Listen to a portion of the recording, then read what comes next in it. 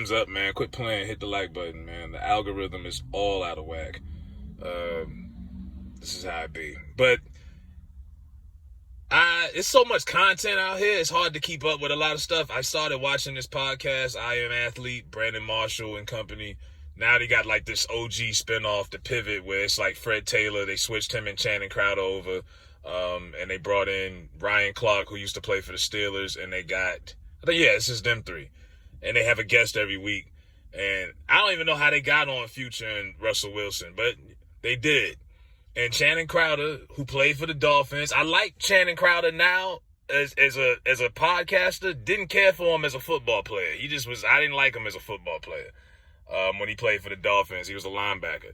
But he got a lot of people angry.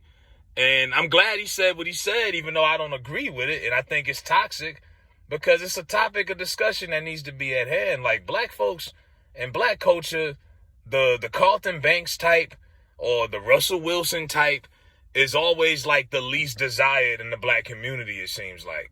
The least desired to hang out with and the least desired for black women to want to be with.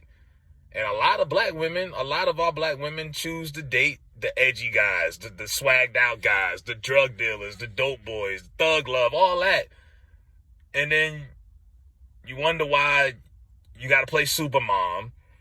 You got 4 or 5 baby daddies. Ain't none of them shit.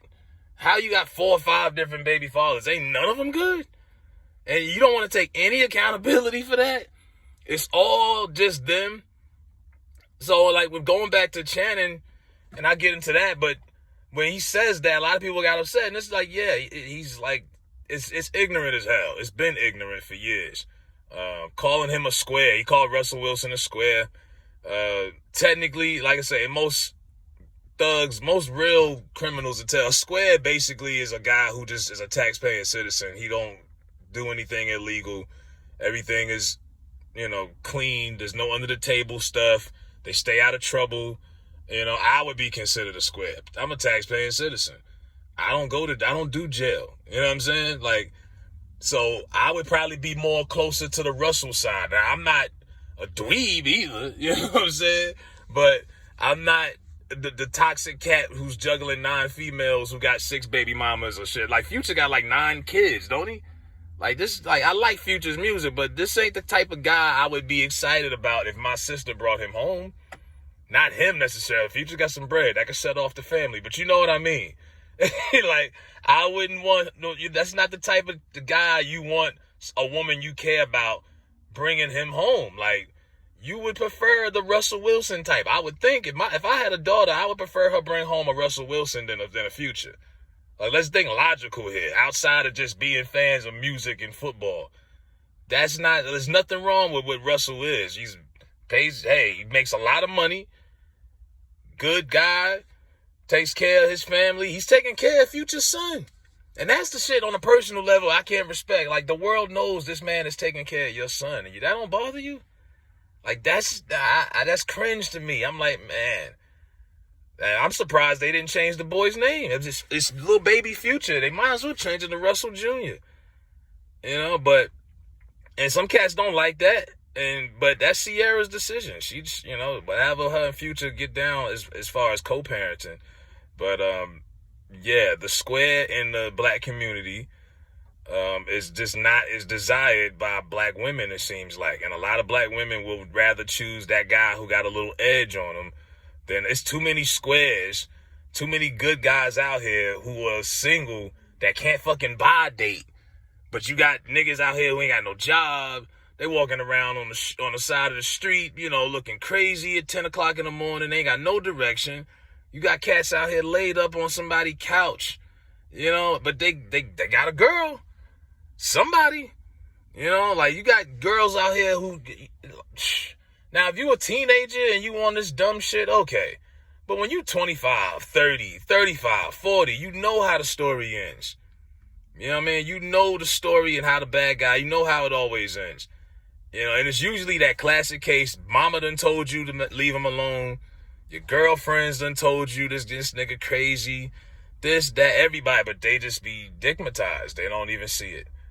Meanwhile, you pumping kids out by losers. and then mad at the results of it. You wonder why these kids is fatherless, and you playing super mom and all. Like, at some point, when you take accountability for the men that you date and bring around your kids, like, what the fuck? And I know a lot of good black women that got their shit together that date some loser ass niggas. Losers. You know, like Abbott Elementary is a new show on ABC. You got the black girl, she's a teacher. She's embarrassed to bring her boyfriend around her colleagues because he's a loser. He don't got a job. He's like a 38-year-old that's still trying to start off a rap career. You know, but she loves him. You know, and she don't even understand why. It's crazy. You know, and I got a friend, I hope she's not watching this. She damn near got her head blown off by her baby father last year on New Year's. I mean, he damn near decapitated her.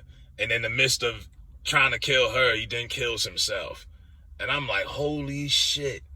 And then the crazy part was, he met me 2 times. A little short, light-skinned cat. I wasn't threatened by him. He thought I was smashing his baby mother. We was just chilling, you know, hanging out. We co-workers, whatever. He calls me one day from her phone about 3 weeks before this happened. He called me threatening me like, oh, I'm going to beat your ass. And all this crazy shit, right? And then, like I say, right after that, a couple weeks after that, he tried to kill her and killed himself. Now that daughter that they have is fatherless. Like, that's crazy. So this shit is really not that far off as it is. But yeah, a lot of these women in our culture tend to want to date these toxic ass niggas. They can't help it. And they'll pass up on 8, 9, 10 Russell Wilsons in a lifetime. Pass him up all the time. He corny, he square, he too nice. He too nice. I've heard girls say he too nice. I'm like, what? You know, you gotta be an asshole, I guess. And they'll pass up on these guys for these, you know, criminals and all kind of heathens that they bring around their kids. It's disappointing. I never forget when my sister introduced me to her husband at the time. When I met him, I was like, what? I was like, this guy? I'm so judgmental. I'm like, get the fuck, like, this guy? That's who you gonna, I was like, okay. I just kept my shit to myself. But yeah, y'all sure know how to pick them. And I'm not saying all of y'all, but a lot of y'all sure know how to fucking pick them. You got 3, 4 baby daddies and all of them ain't shit. At some point, you got to look yourself in the mirror. That's all I'm saying. Because ain't nobody told you you had to have a baby by this nigga or that one or this other clown or this other cat who don't got a GED that's sleeping on your couch. You know, there's just some sad cases out here, man. And at some point, you know, you got to look in the mirror and see the shit for what it is. But I'm glad Channing Crowder said that because it put some more attention on that topic because that is an issue in our culture. And I think that has a lot to do with the way kids is coming up and just in general. Like, it's all, even as a kid, like, it's pressure on young black boys to be a certain way, have a certain kind of swagger, have a certain kind of look. You know, you can't be soft, you got to be hard. In certain cases, depending on where you're growing up at, you know. And the squares and the dweebs don't tend to get the girls as much as the, you know, the neighborhood dope boys and shit. And that's some toxic shit that's deeply rooted in our community, and I don't see it going nowhere no time soon. That's the sad part. Do I listen to Future sometimes? Yeah. Do I like watching Russell Wilson play football? Hell yeah. But yeah, they're 2 different kind of cats from 2 different kind of spectrums. I remember Rob Parker called out Robert Griffin III, RG3. He called him a cornball brother. Got fired from ESPN for making that comment. That wasn't a comment for that network. That was something he should have kept to himself or did on a little podcast. But yeah, this stuff has been going on for years, but I was glad he addressed it. Let me know what y'all think in the comment section as far as Channing Crowder calling Russell Wilson a square.